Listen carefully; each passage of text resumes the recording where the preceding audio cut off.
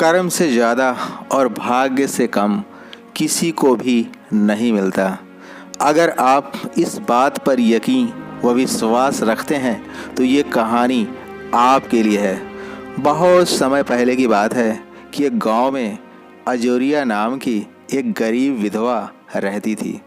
उसका नाम तो अजोरिया था, लेकिन उसके जीवन में अंधेरे के सिवा कुछ नहीं था। उसका एक पुत्र था और वह इतनी गरीब थी कि उसके घर 4 बर्तन भी ढंग के नहीं थे। लड़का अभी छोटा था।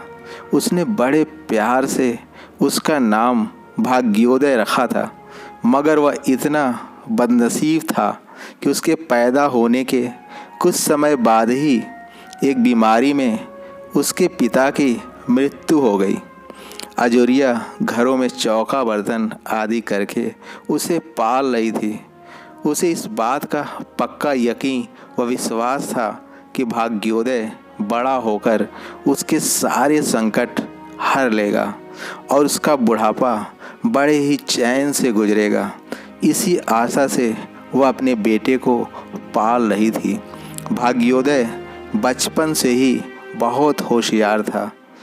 उससे समझ और धीरज की कोई कमी न थी। किसी भी बात को गहराई तक जानने की उसके मन में सदैव उत्सुकता रहती थी। एक दिन उसने अपनी माँ से पूछा, माँ, हम लोग इतने गरीब क्यों हैं? माँ ने बोला, बेटा, यह सब ईश्वर की मर्जी है। बेटा, यह सब तो नसीब व भाग्य के खेल हैं। मगर वह उत्तर पाकर संतुष्ट नहीं हुआ। वह बोला, ईश्वर की ऐसी मर्जी क्यों है माँ? माँ ने कहा, बेटा, यह तो ईश्वर ही जाने। अगर ईश्वर ही जाने तो ठीक है, मैं ईश्वर से ही पूछूंगा कि हम इतने गरीब क्यों हैं। उसने कहा, अच्छा माँ, यह बताओ कि ईश्वर कहाँ मिलेगा? अजोरिया वैसे भी बहुत परेशान रहती थी।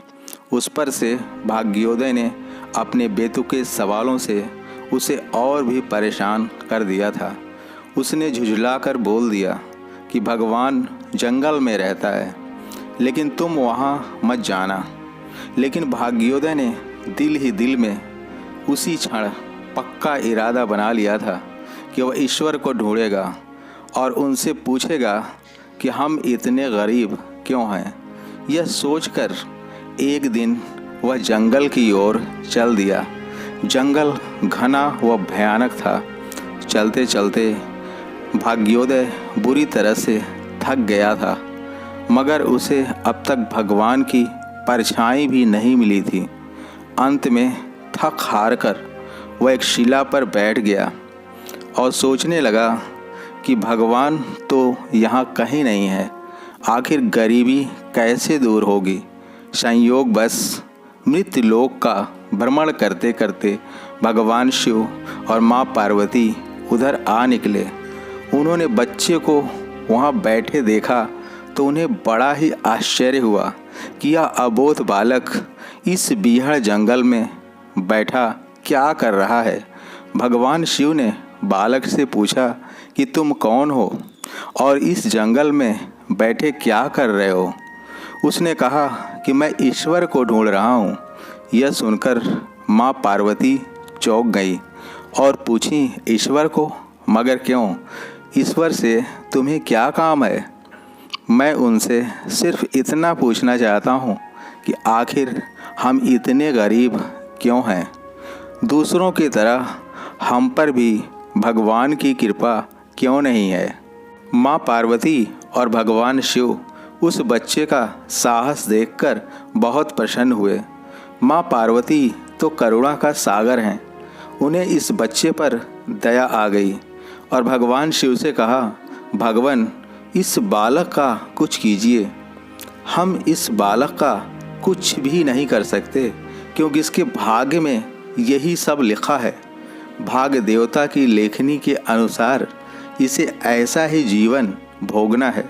पार्वती बोली, नहीं नहीं स्वामी, आपको कुछ करना ही होगा। भगवान शिव बोले, जिद ना करो पार्वती, यदि हम उसे कुछ दे भी देंगे तो वह उसके पास नहीं रोकेगा। इसे वैसा ही जीवन जीने दो जैसा कि भाग्यदेव चाहते हैं। नहीं प्रभु, इसकी गरीबी दूर करने के लिए आपको इस पर दया करनी ही होगी।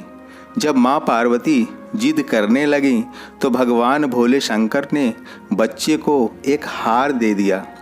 वह हार पाकर भाग्योदय बहुत प्रसन्न हुआ और खुशी खुशी अपने घर को चल दिया। माँ पार्वती संतुष्ट थीं कि उन्होंने एक अबोध बालक की मदद किया। अब उसके दिन सुख चैन से कटेंगे।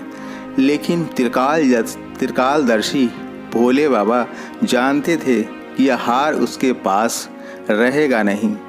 चलते चलते भाग्योदय के पेट में अचानक तेज पीड़ा होने लगी।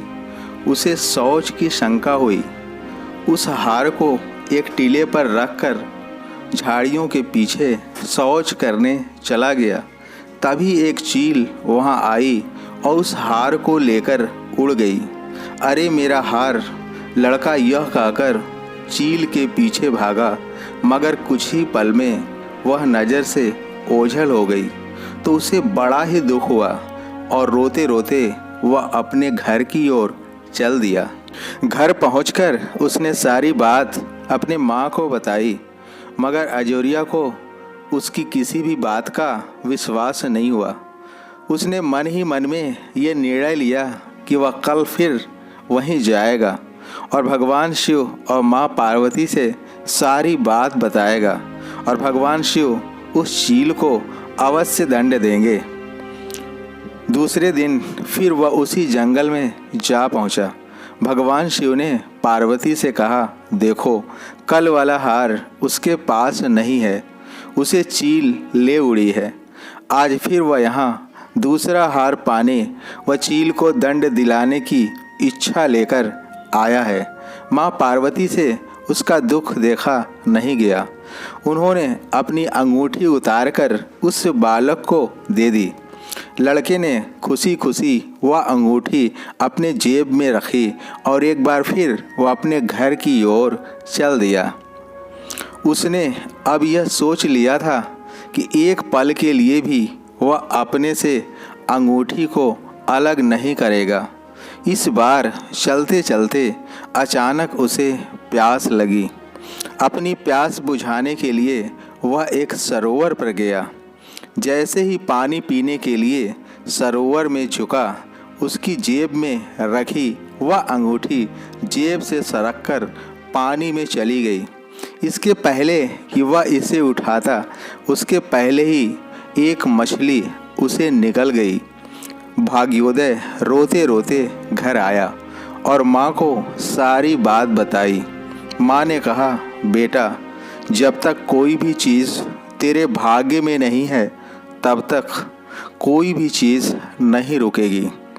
माँ ने उसे दिलासा देते हुए कहा कि बेटा, जब भाग्य देवता खुश होंगे तो मिट्टी भी सोना बन जाएगी, इसलिए तू यह फालतू का काम करना बंद कर। लेकिन भाग्योदय अपनी धुन का पक्का था। उसे अब भी भगवान शिव व पार्वती पर पूरा भरोसा था कि उसकी हालत देखकर भगवान शिव उसकी एक बार पुनः मदद करेंगे। इसी इच्छा व आकांक्षा के साथ अगले दिन एक बार पुनः वह भगवान शिव व पार्वती के पास जा पहुंचा। भगवान शिव ने कहा कि हम दोनों ने मिलकर इसकी 2 बार मदद करने का प्रयास किया, लेकिन इसके बाद भी इसकी हालत वैसे ही है जैसे कि पहले दिन थी। अतः अब तुम जिद मत करो और उसे उसके हाल पर छोड़ दो। जब तक भाग्योदय पर भाग्य देवता की कृपा नहीं होगी, इसका भाग्य किसी भी दशा में बदलने वाला नहीं है। माता पार्वती ने भगवान शिव से कहा, स्वामी, एक आखिरी बार आप इसकी सहायता कर दें, इसके बाद फिर मैं आपसे कुछ नहीं कहूँगी। भगवान शिव जो भोले भंडारी हैं, जो करुणा के सागर हैं, उन्होंने उस बालक को एक हीरे की पोटली दी। इस बार भाग्योदय ने बिना कहीं रुके सीधे घर जाने का निश्चय किया। जब वह घर पहुंचा तो देखा माँ घर में नहीं थी। अतः भाग्योदय ने उस हीरे की पोटली को एक मटके में डालकर कोने में छिपा दिया और माँ को ढूंढने के लिए निकल पड़ा। वह मन ही मन यह सोचने लगा कि अब उसकी माँ को किसी के घर काम करने की ज़रूरत नहीं पड़ेगी, क्योंकि अब हम लोग अमीर हो गए हैं। उसके जाते ही एक चोर उसके घर में घुसा और सारे सामान के साथ वह मटका भी ले गया जिसमें उस लड़के ने हीरे छुपा रखे थे। जब वह अपनी माँ के साथ वापस आया तो उसने देखा कि वह मटका वहाँ नहीं है और साथ में उसके घर के अन्य सामान भी गायब हैं। अब तो उसकी माँ को बहुत ही गुस्सा आया। वह बोली, क्यों तू मुझे नई नई कहानियाँ सुनाकर पागल बनाता है और सारा दिन आवारा की तरह इधर उधर घूमता रहता है और शाम को पिटाई के डर से रोज़ एक नई कहानी सुना देता है। माँ की डांट सुनकर लड़का रोने लगा। वह तो केवल इतना ही जानता था कि उसने जो कुछ बताया वह सच था। डांट और गालियाँ खाकर भी उसका हौसला नहीं टूटा। अगले दिन फिर वह जंगल पहुँच गया। भगवान शिव सोचे, इस पर इतनी मुसीबतें पड़ी फिर भी इसने हिम्मत नहीं हारी। इससे वह बहुत ही प्रसन्न हुए। उन्होंने भाग्य देवता का आह्वान किया और बोला कि यह लड़का बहुत ही हिम्मती, साहसी व धीरज वाला है। ऐसा लड़का अभागा नहीं हो सकता, इसे कुछ दे दो। आज्ञा पाकर भाग्य देवता ने उसे सोने का एक सिक्का दिया। सिक्का लेकर भाग्योदय खुशी खुशी अपने घर को चल दिया। जब उसने घर जाकर वह सिक्का अपनी माँ को दिया तो उसकी माँ बहुत ही खुश हुई, क्योंकि अब उस पर भाग्य देवता की कृपा हो गई थी।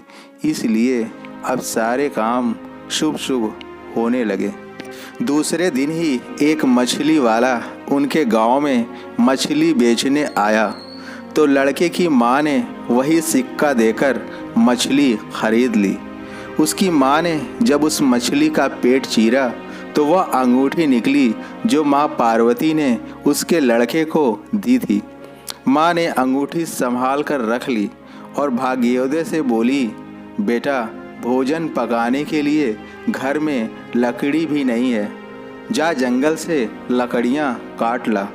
लड़का कुल्हाड़ी लेकर जंगल की ओर चल दिया। वहाँ जाकर जिस पेड़ पर वह लकड़ी काटने के लिए चढ़ा, वहाँ उसी चील का घोंसला था जो उसका हार उड़ाकर ले गई थी।